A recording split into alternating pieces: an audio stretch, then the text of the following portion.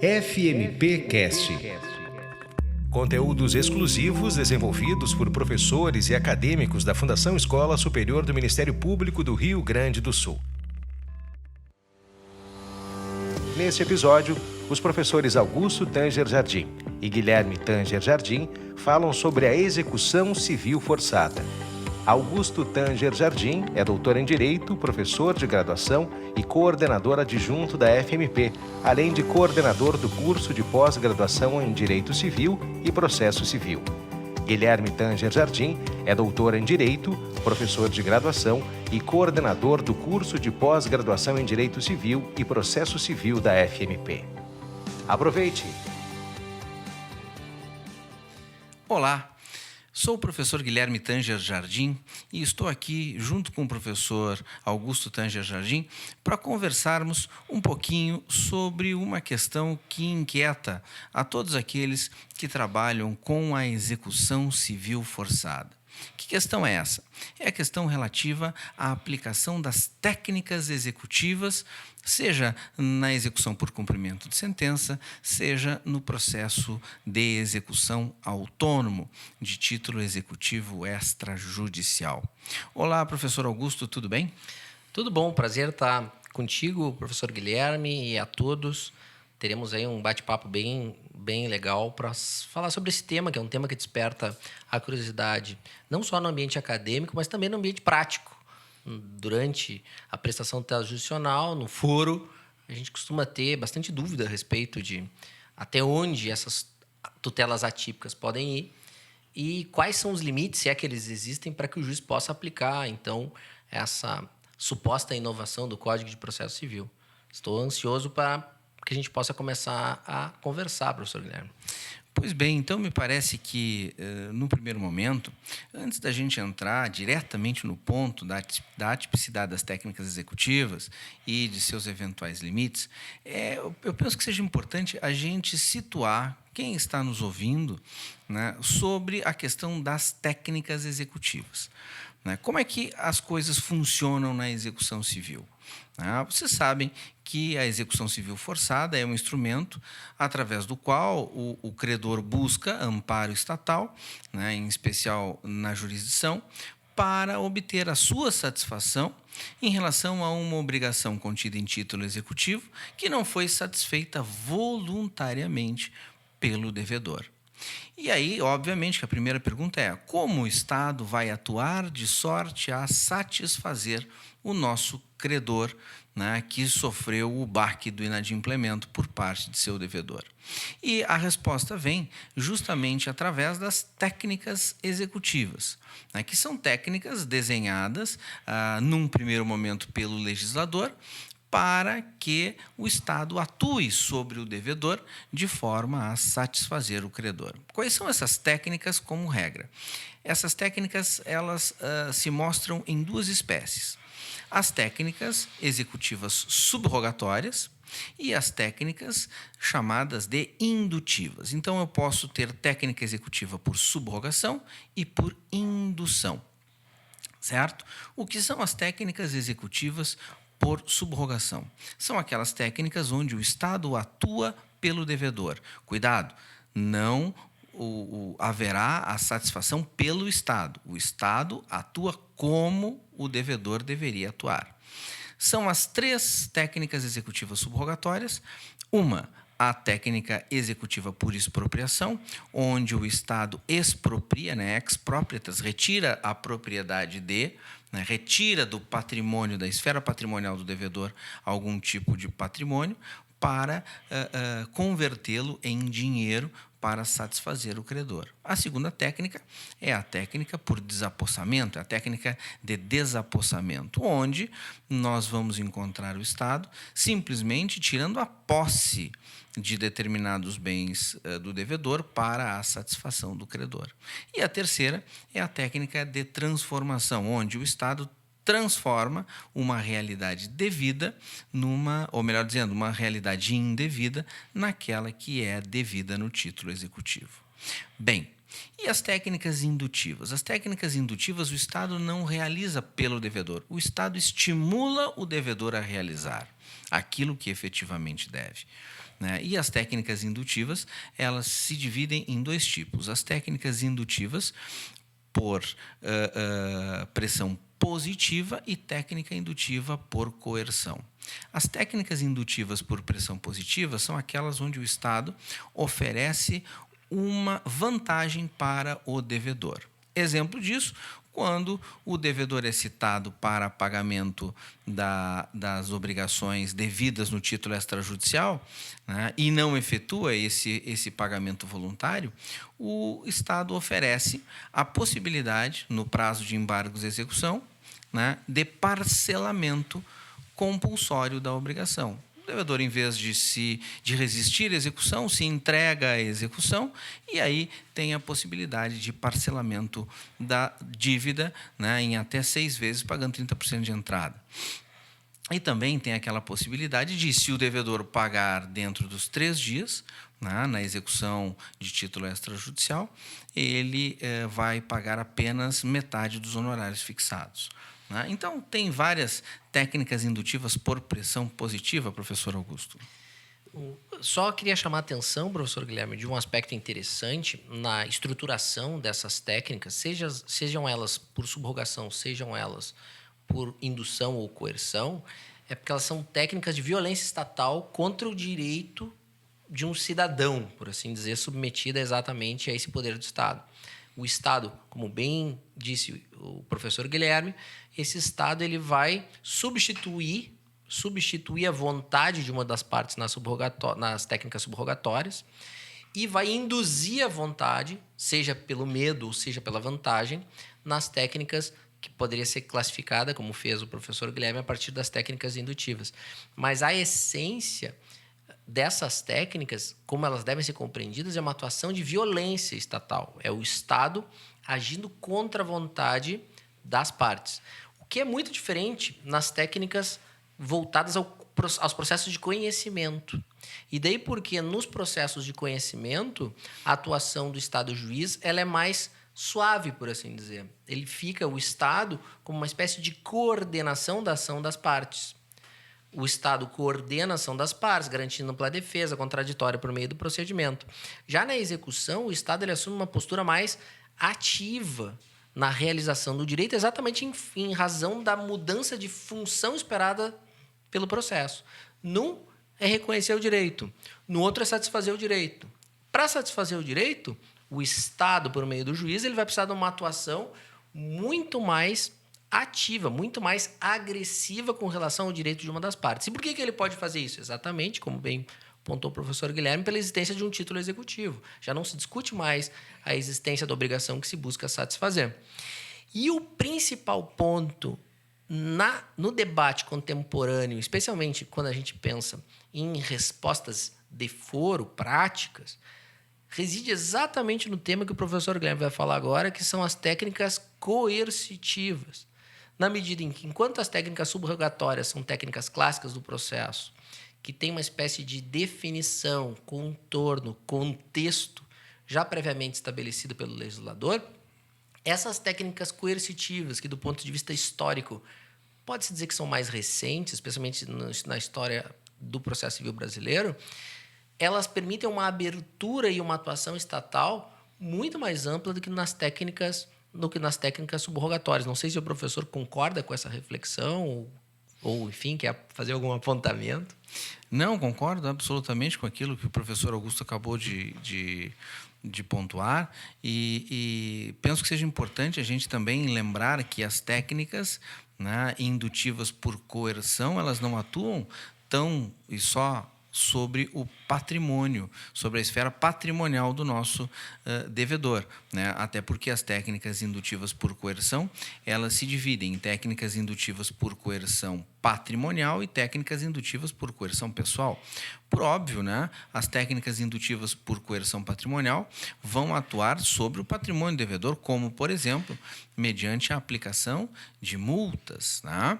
Ao passo que as técnicas de coerção pessoal, elas atuam sobre sobre a liberdade, sobre a esfera pessoal do nosso devedor, né? E como exemplo nós temos a questão da prisão civil do devedor injustificado de alimentos. E esse é um ponto muito interessante, até fico aqui à disposição para o professor Augusto, se desejar que retomemos o tema da execução civil, quais são os limites das técnicas de coerção pessoal? Qual é o tipo de débito alimentar que se pode ameaçar, prender o devedor, tolher a liberdade do devedor, né? Por quanto tempo ele pode ficar preso? Enfim, é um belo debate que penso que podemos fazer numa outra oportunidade, seria muito interessante também. Quem sabe na sala de aula, inclusive. Quem sabe na sala de aula, né? Exatamente, contando com a presença de vocês, seria um prazer enorme a gente discutir todos esses temas, né?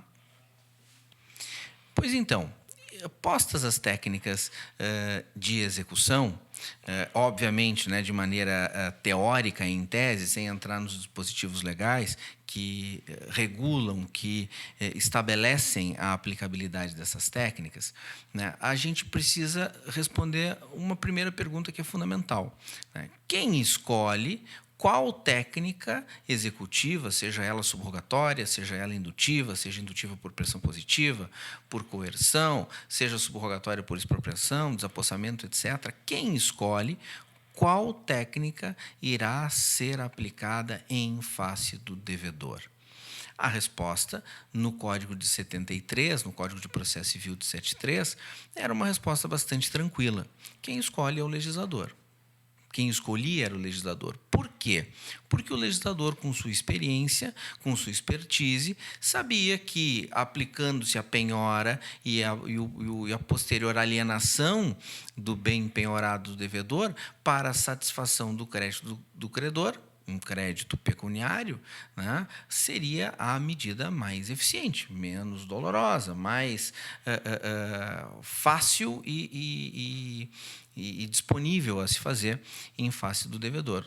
Ao contrário, né, para aquelas obrigações, por exemplo, de fazer, né, ou não fazer, a aplicação de uma técnica indutiva por coerção patrimonial, a aplicação de astrentes contra o devedor, se mostraria a técnica mais eficiente, né? Então, o Código de 73, com base na experiência e no conhecimento, efetivamente, da mecânica das coisas e da sociedade, das pessoas e da sociedade, estabelecia qual a técnica a ser usada em qual tipo de execução, levando em consideração qual o tipo de obrigação a ser satisfeita. Mas essa lógica, ela muda um pouquinho em relação ao Código de Processo Civil novo, que já também não é tão novo assim, né, professor Augusto? Chamar de novo código já não dá mais, na minha visão. Eu acho que é um código que já, não digo que está velho, mas é um código que, para novo, ele já não serve mais. Eu acho que, pessoalmente, eu costumo dizer que referir ao código de 2015 como um novo código é quase que uma vergonha, porque se em 6 anos já não foi possível identificar essas mudanças, alguma coisa errada está acontecendo. Pois muito bem. Então, como é que vai funcionar a lógica do Código Novo? Nós não temos mais a mecânica da tipicidade? Temos ainda a mecânica da tipicidade. E tem um catálogo enorme de técnicas típicas, né, previstas no Código Civil de 2015 para serem usadas em face do devedor. O grande, vamos chamar de problema, porque é justamente um fenômeno que enseja uma reflexão e, fundamentalmente, uma mensuração e uma resolução de questões relativamente a ele, né, é a questão trazida pelo artigo 139, em especial no seu inciso 6º, né, que é a possibilidade de se aplicar técnicas executivas atípicas, ou seja, técnicas executivas que não estejam desenhadas pelo código, certo? Primeiro, eu penso, e eu não sei se o professor Augusto comunga da minha opinião, que o inciso que regula essas técnicas atípicas no artigo 139, ele faz uma salada de frutas. Com certeza. Né? Ele não trata de maneira organizada a matéria. Né? E eu não sei se é proposital, e essa é a primeira grande pergunta a ser respondida, se é proposital essa desorganização, né? Justamente para dar maior flexibilidade para que o juiz possa aplicar a técnica que achar mais adequada, ou se efetivamente é realmente um erro redacional. Ao que me parece, professor Guilherme, de fato existe uma confusão de conceitos ali. Se trabalham com conceitos de categorias distintas como pertencentes a um mesmo cenário, um mesmo ambiente interpretativo. Não que isso acabe repercutindo de uma maneira significativa na prática, mas quando se fala, por exemplo, em técnica mandamental e ao mesmo tempo se fala em técnicas indutivas, coercitivas, se faz uma espécie de confusão de categorias. Na prática, a maneira mais simples de interpretar esse dispositivo seria dizer que o juiz pode adotar qualquer tipo de técnica. E o legislador, me parece que no afã de facilitar a vida, buscou uma enumeração sem grande rigor científico. O que, para quem gosta de estudar o processo, é algo a ser lamentado, mas pensando que a lei ela também deve se comunicar com as pessoas não necessariamente estudiosas de um determinado ramo, pode acabar essa numeração sendo positiva, na medida que identifica ali o seu problema. Mas, do ponto de vista científico, de fato, há uma grande confusão de conceitos. Só para nós unificarmos o discurso, né? Eu penso que seja importante para aqueles que estão nos ouvindo agora e não têm acesso ao código, para entender um pouco melhor aquilo que a gente está dizendo, eu penso que seja importante reproduzir o teor do artigo 139 no seu inciso 4º, que é justamente onde está posta a mecânica da técnica atípica, né? O juiz dirigirá o processo conforme as disposições desse código, incumbindo-lhe, é o que diz o caput. E aí vamos para o inciso 4º. Determinar todas as medidas indutivas, coercitivas, mandamentais ou subrogatórias necessárias para assegurar o cumprimento de ordem judicial, inclusive nas ações que tenham por objeto a prestação pecuniária. Então, vejam, no nosso sentir, há sim um equívoco, uma confusão científico-conceitual em relação àquilo que está descrito no dispositivo, mas a parte importante é justamente essa liberdade para o juiz fugir das técnicas típicas, que era algo impensável no Código de 73, né? Se pedia, por exemplo, o devedor não tem patrimônio penhorável, se pedia numa execução por quantia certa, né, a apreensão do passaporte desse devedor. No Código de 73, a decisão do juiz era bastante simples, né? Indefiro por ausência de previsão legal da aplicação dessa medida. Né? E o 139, inciso 4º, agora, abre as portas para que mecânicas diversas daquelas postas na letra da lei, né, na norma positivada no Código, possam ser aplicadas. E aí vem o nosso grande problema. Qual é o limite da aplicação dessas técnicas atípicas, já que elas não tem regulamentação posta na lei, né? Eu sei o que eu posso penhorar, o que eu não posso penhorar. Por quê? Porque a penhora é um modelo de técnica, está dentro das técnicas expropriatórias, né, típicas, e o legislador define que eu posso penhorar bens do devedor numa execução pecuniária, né, e já define quais são os bens que podem ou não ser penhorados. Mas e em relação às atípicas, como é que as coisas vão acontecer? Esse é o ponto que é o ponto central que desperta a atenção de quase todo mundo que lida com esse problema.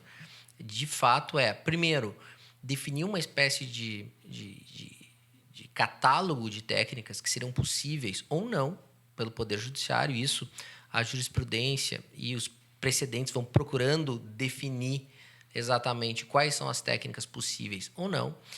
Temos alguns julgamentos pendentes, outros julgamentos feitos a respeito do tema, tanto no âmbito do STJ, um pendente no âmbito do STF, inclusive sobre temas envolvendo a constitucionalidade de determinadas soluções técnicas.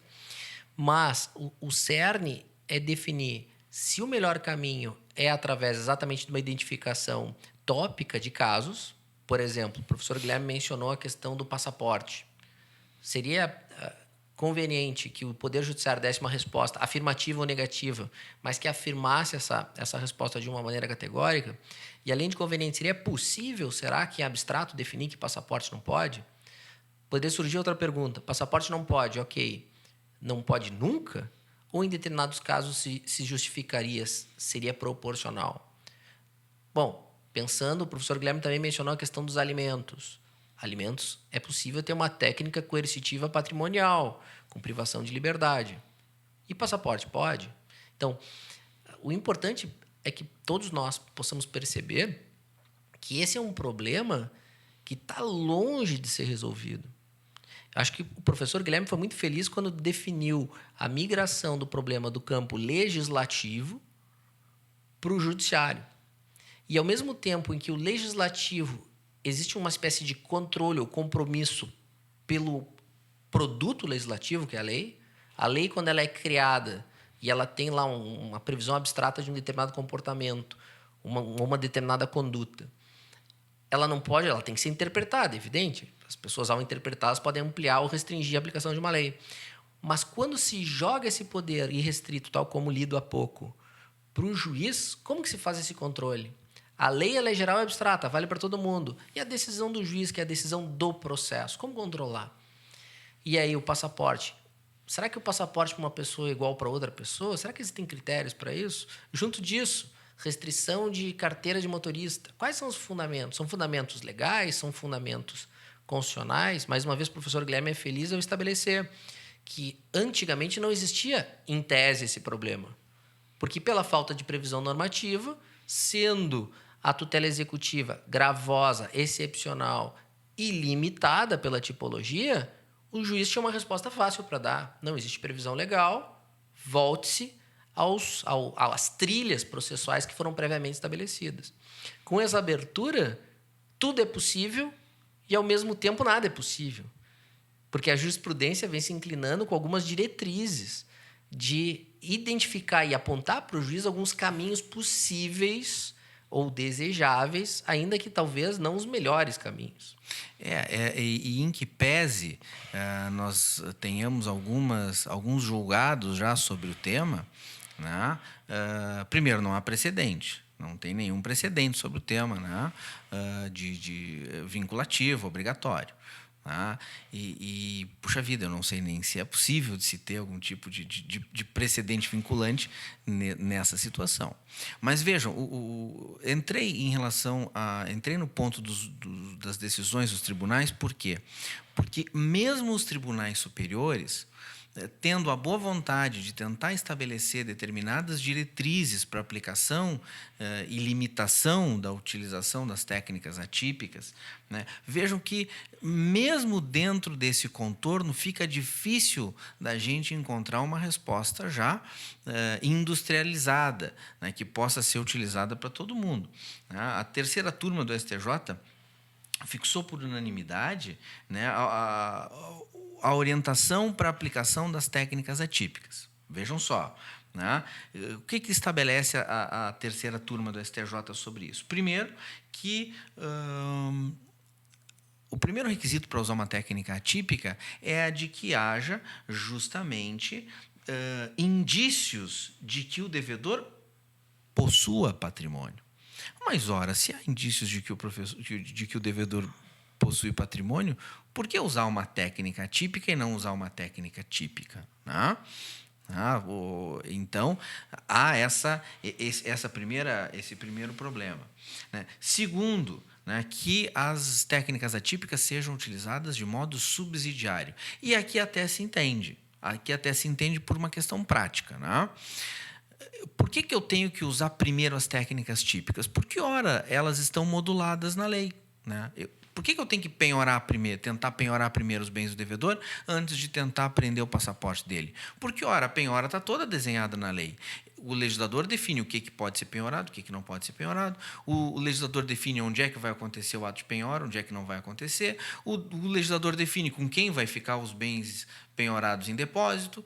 O legislador define tudo o que vai acontecer. Então, as possibilidades de conflito, e aí nós vamos chamar de conflito processual, né, de resistência do devedor, de debate sobre a correção ou o excesso da técnica, ficam muito mais restritos. E isso aí diminui, em tese, o tempo de procedimento, né?